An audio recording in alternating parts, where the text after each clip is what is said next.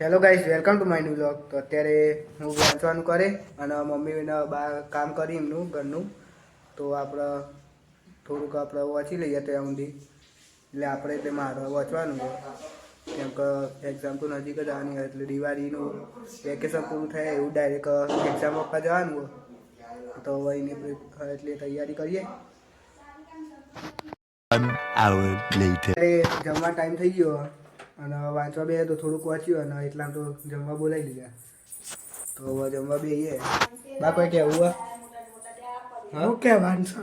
કોઈ કહેવું હોય તો કશું કહેવાનું નહીં. વાંચવા ચોટો બસ એટલું જ કહેવું. એ કહેવાનું છે.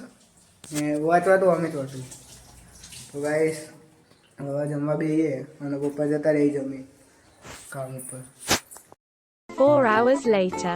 તો ગાઈસ બધા ઊંઘીને ઉઠી જાય અને કાલે દિવાળી 20 તારીખે તો બધાને ખબર.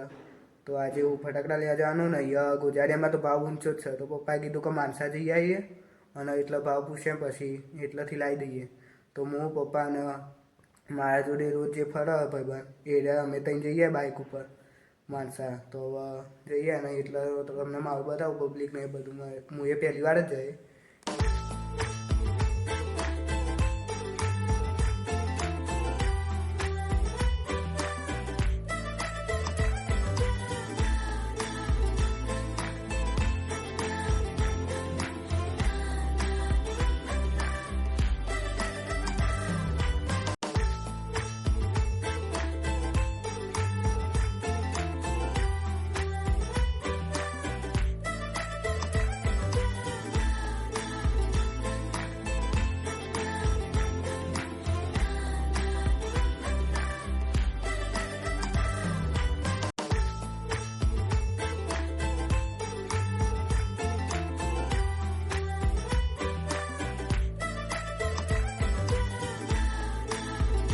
અત્યારે માનસામાં આવીએ બજારમાં.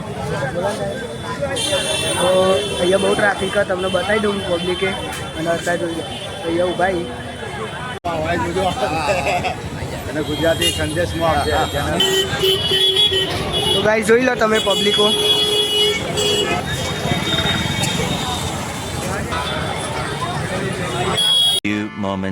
ગાઈસ અત્યારે ઘેર આવી જતા અને અત્યારે દુલિયા જવાનો ટાઈમ થઈ ગયો. તો અત્યારે દુલિયા જઈએ અને એટલો ટ્રાફિક હતો ને મોનસામાં કે તમને બતાવી દીધી પબ્લિકો.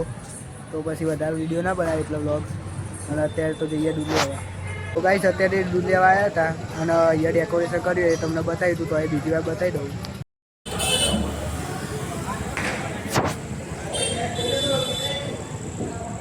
તો ગાઈસ જોઈ લો આવું કંઈ ડેકોરેશન કરેલું હોય અને એ તમને કાલે બતાવી દીધું વિડીયોમાં. તો આજે એકવાર જોઈ લો. તો ગાઈસ અત્યારે ગામમાં આવ્યા હતા જમીન અને એક ઓટો મારવા આવ્યા હતા ને અહીંયા સદીમાં અહીંથી ડાયરેક્ટ ઘેર જઈએ તો તમને બતાવતા જઈએ. તો ગાઈસ જોઈ લો આ રહ્યું દવાખાન સાઈડનું હોય.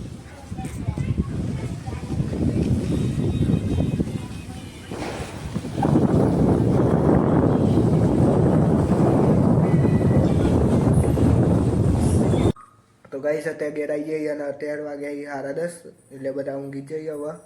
તો આપણે મળીએ હવે કાલે એક નવા વ્લોગમાં. ત્યાં સુધી બાય બાય. અને વિડીયો સારો લાગે તો લાઈક કરજો, શેર કરજો અને સબસ્ક્રાઈબ કરજો. બાકી મળીએ આપણે કાલે એક નવા વ્લોગમાં.